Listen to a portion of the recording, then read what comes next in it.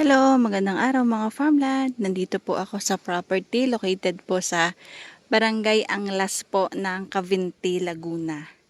So, ang Cavinti, Laguna po ay kalapit bayan po ng Pagsanghan, Laguna at ng Lumban. So, nandito din po yung sikat na lake, yung man-made lake, yung Caliraya Lake po. Tsaka po yung Lumot Lake at Mahipon Lake.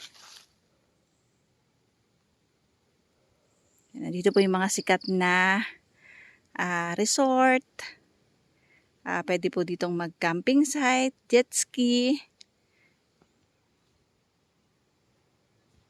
Yung way na yan po is palabas po, papunta sa National Road sa highway.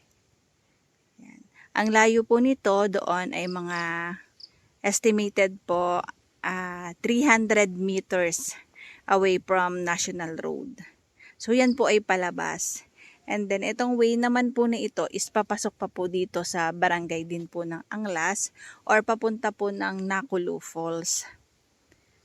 Ayan po yung property, yung may gate doon sa kabila ng sasakyan. Ito po ay mix at malaki po yung area pero pwede pong mag-cut. Pwede pong yung isang titulo, kaya lang magkaka-right of way. So ito po kasi ay pitong lot number. So hindi naman po ganun kalalaki yung ibang lot number. Yung pong pinakadulo, which is yun yung unang talaga ipinagbibili ng may-ari, yung 1.8 hectares po. Yun po ay may rambutan. And then, nandun na din po yung area. Meron din pong may bahay doon. Need lang po ng renovation. And then, meron din po doon yung mga ruweda. Kasi, yung may-ari po ng property ay may alaga po ng mga manok na panabong. So, ayan. Yan po yung entrance. Hindi itong kabila ha. Ito po mismo. Yung nasa kabila po nung sasakayan. Ito po ay may signal ang cellphone. Tsaka po internet, and then meron na pong linya ng kuryente at meron din pong source ng tubig. So dati nagpigiri po yung may-ari ng lupa dito. Pero ngayon nga po, kung makikita nyo, hindi na po siya naaasikaso. So hindi na naaabiyad. Ito yung entrance ng property. Ayan po yung entrance. And then may bakod po, may barbed wire. Yung iba nga lang po is nasira na.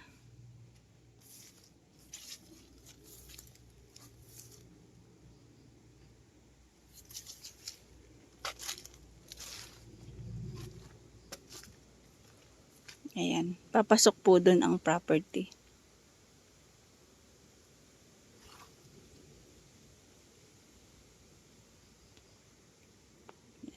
Yan po yung boundaryhan, and then makikita nyo po yung yero. Papunta pa po dun. Ito po yung entrance, papasok po ng property.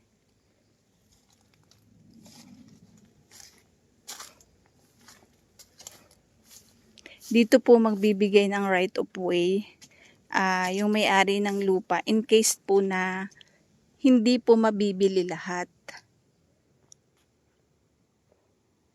Ang iba po dito ay tax declaration. Yung pong titled property po ay 3 po yung titulado na. So yung iba po inaayos na po yung papel.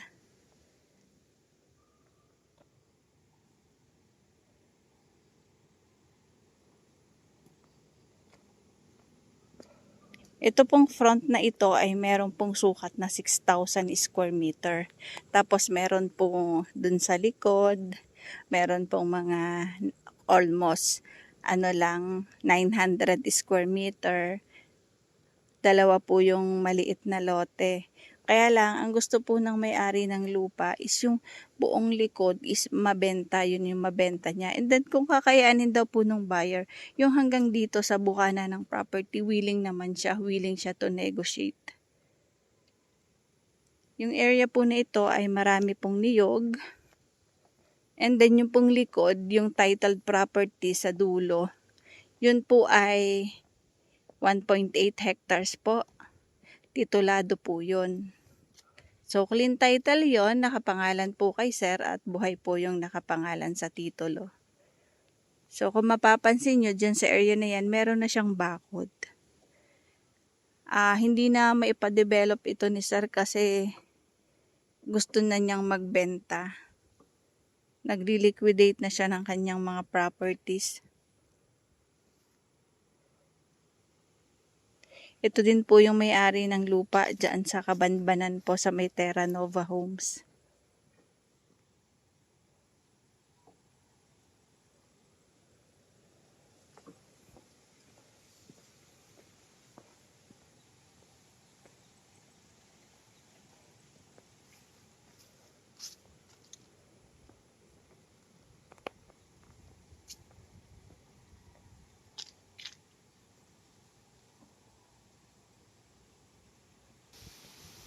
Ang Cavinti po ay sikat po sa tourist destination. Ito po ang glamping capital of the Philippines.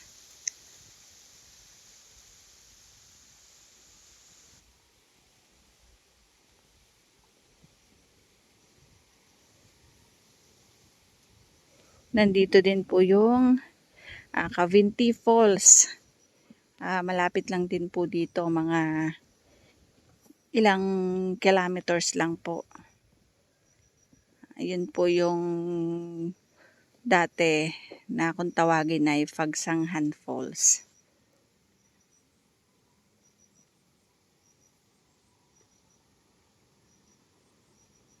Magaganda yung mga nyog na nakatanim dito kasi ano pa lang siya, mabababa pa lang.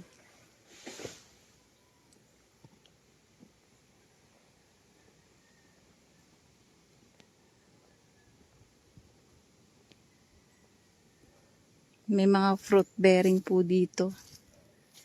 Tingnan natin kung ano dito sa side.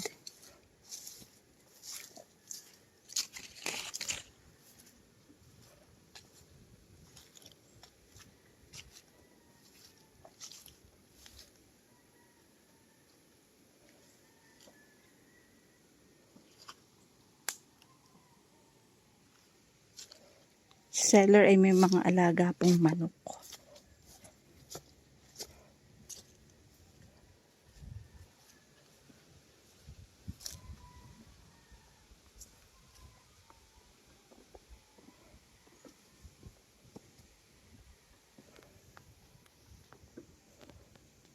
Kung sakali man na hindi po kayang mabili lahat ng buyer, itong area na ito sa harapan, magbibigay po si sir ng right of way sa gilid.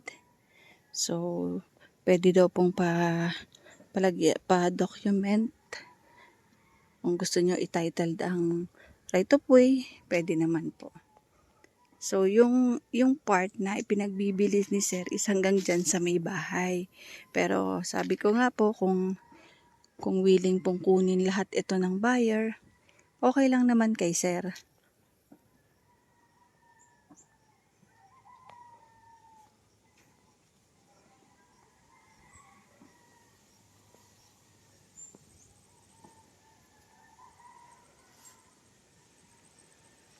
Ito po ay ang asking po ni sir ay 1,000 per square meter.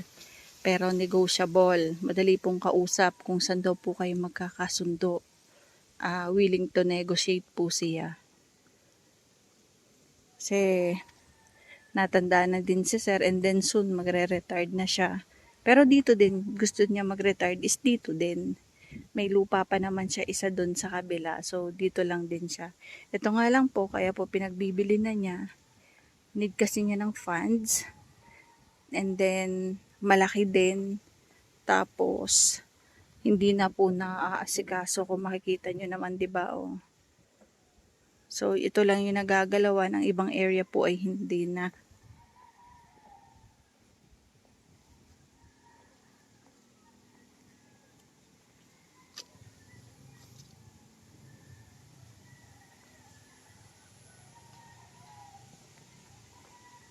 Ayan. Dati na po niya itong dinevelop kasi kung mapapansin niyo po, may mga ginawa na siyang tambayan dito.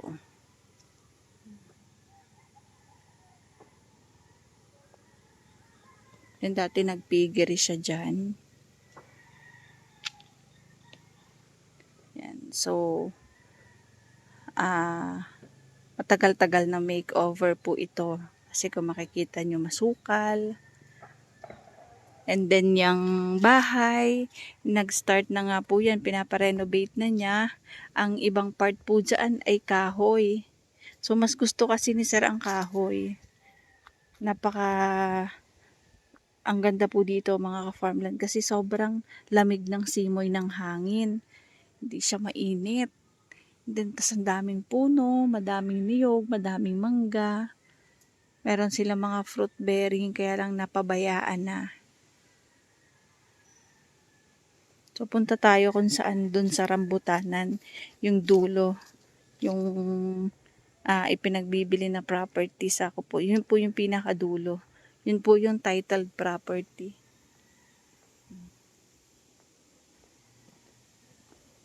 Yan, ito po kasama po itong bahay. Hanggang dito po kasi yung gusto niya ipagbili dito sa area ng bahay. Pero if sabi nga po niya kung kakayanin ni buyer hanggang doon, willing siyang ibenta lahat. So, madaming dito si Sir. Daming mga alaga dito.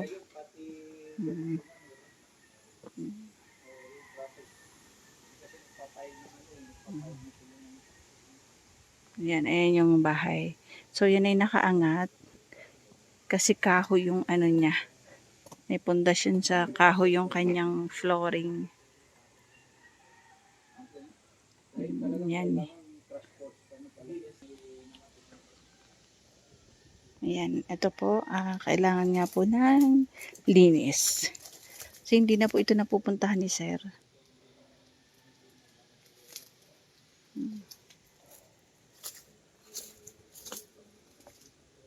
Laki tong bahay, tsaka maganda sana siya pag natapos tong i-renovate.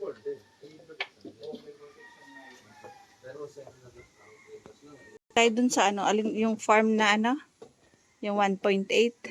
Oo, isa likod nito kabahayan na ito. Oo nga, mahangin, madadala. Mapapalad. Yan, masukal sa ngayon. So, wala pa pong ang loob. Hindi, pero karamihan yan naman ng nag-aatil sa remote na malakas ang hangin. Pinapabalik sa ibig sabihin. Yan, nire-renovate siya. At least nga naman. Ayan o.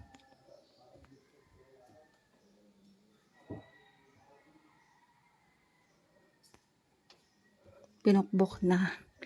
Pero pinaayos ni Sir, pinapalitan po niya ng mga flooring, mga kahoy na matitigas din. Ayan. Kasi ang tagal na ni Sir na hindi na pupuntahan. O may attic pa siya. Ayan. Yan pinapaayos niya talaga. Kaya lang, hindi ko alam, baka hindi na po niya ituloy. Kasi po, malaking pera sa renovation.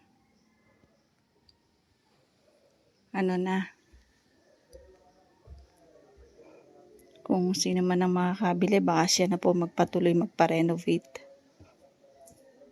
Kasi binukbok na po yung mga hagdan. Yan po yung view. Yan. Meron ng mga facility dito si Sir na naipagawa. Yung may mga ruweda. Yan, may tangke ng tubig.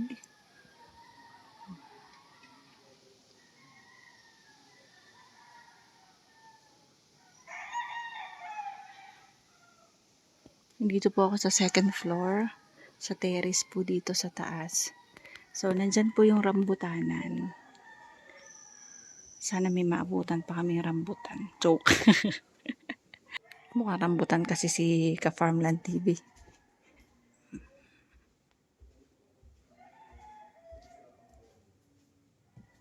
Bababa na ako. Magtutour na kami dun sa dulo sa 1.8 hectares.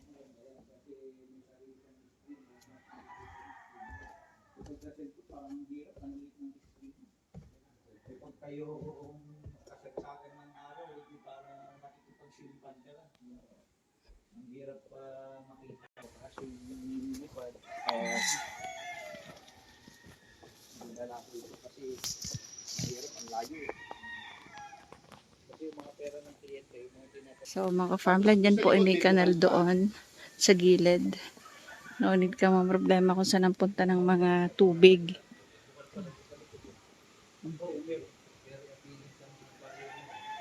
Yan.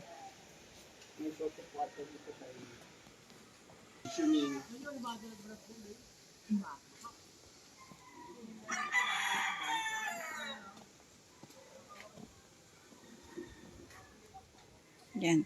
Meron siyang ruweda. Boundary ng property.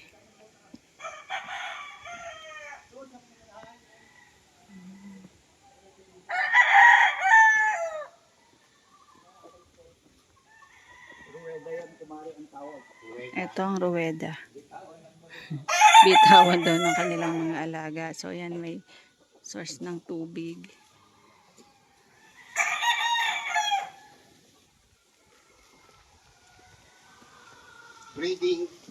Breeding area.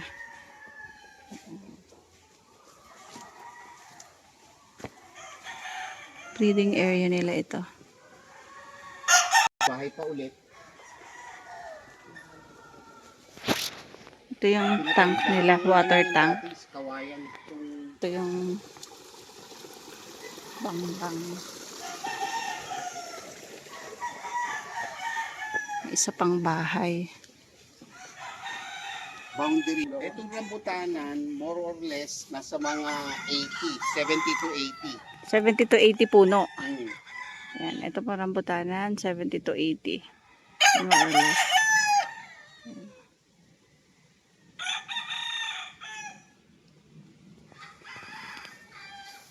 Tapos meron pang ano doon, yung piggery.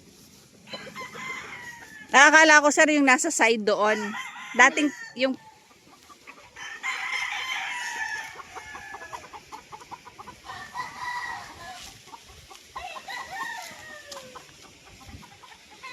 yan, dyan po ay meron din siyang sapa sa gilid ng property.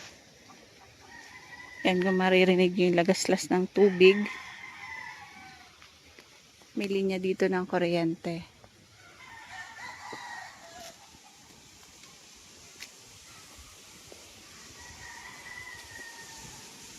So may mga kawayan na din, debre na po sa paggawa ng bahay kubo.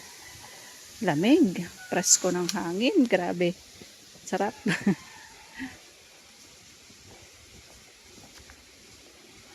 Yan, laka ng puno na rambutan, oh. May mga rambutan pa sa taas. Ayan po yung sapa sa gilid ng property.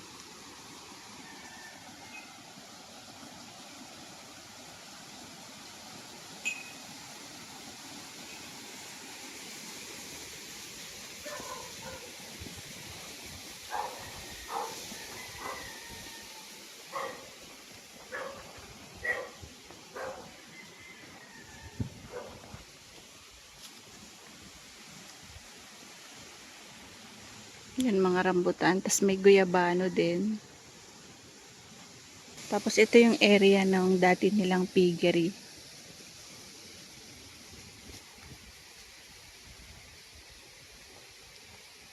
Wala na pong alaga ngayon. Meron pati na. Ah, okay po. Ilang piraso lang. So ayan, ito yung dati nilang piggery. Hindi na sila nag-alaga dito sa side na ito. Medyo, Pero dito, meron silang alagang konti.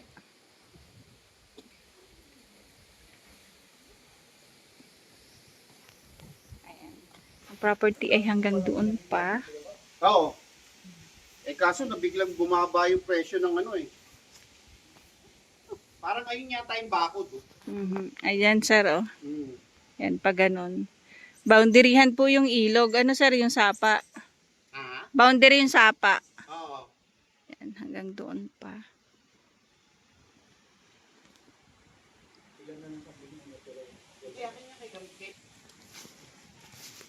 Nakon. Yung hangganan dun, Kuya Babs, sa yung pa, Malayo pa eh. malayo pa. Ang ano naman, sa Ano mo, Facebook mo na ka-farmland, Mari, sabi ko doon. Ayan mga ka-farmland, kasama po nandito po sa loob ng property yung batis. Lumiko dito sa loob. Ayan, ito po may bukal dito sa loob ng property pero pinalagyan nila ng yan ang kinulong nila kasi para safe yung tubig. Doon tayo makikita sa may ranging. Opo, basta akyat na kami hanggang sa may mahogany. Ayan mga ka-farmland, kaya nandito na po yung bakod. So may bakod po dito sa property, palatandaan na na ako ng gagamba.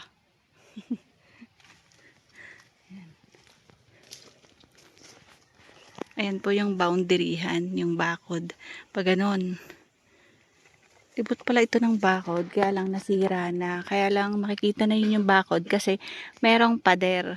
Yung kasing puting niya, nilagyan niya ng hollow blocks. Ayan, ito pa yung mga rambutan. So, pasok pa yan sa property. Dun, tas pataas pa. Nasa loob ng property itong batis.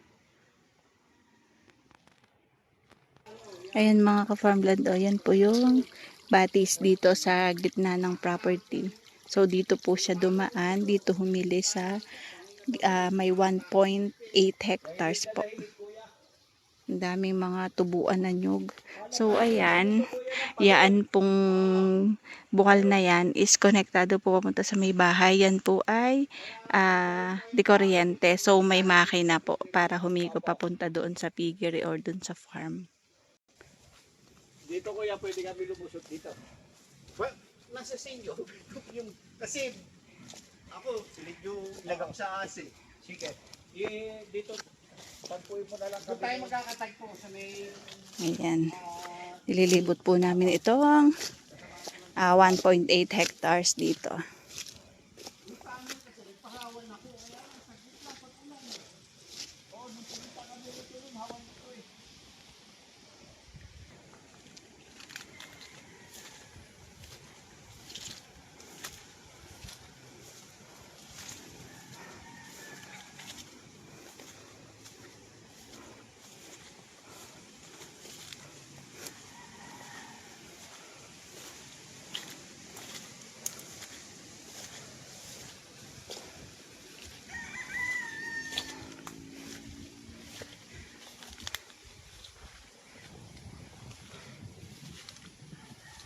Ayan mga farmland, sakop pa yun ng property. So boundaryhan yung mga mahogany.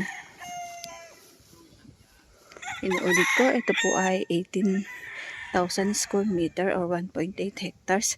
Meron pong bukal, meron pong linya ng kuryente, may linya ng tubig.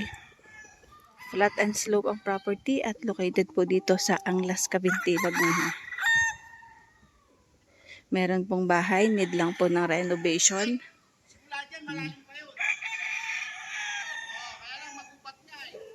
Need lang po ito ng makeover, mahaba-habang makeover po kasi sa laki ng property, masukal ang area. So ito po ay negotiable naman. Ayan po si seller, willing to negotiate siya kung ano mapapagkasunduan. So ito po ay malawak. At kung gusto pong bilhin lahat ay pwede din po. Ito po ay malapit po sa Kumukulo Falls kung tawagin. Ayan mga farmland, naulan na kaya hanggang dito na lang po ang aking video. Maraming salamat po sa followers, subscribers po ni Ka-Farmland TV. Nawa po ay lagi tayong ligtas. Ingat po tayo dahil lagi pong may sama ng panahon. So, kababagyo lang po mga ka-farmland at eto na naman, may panibago na naman bagyo.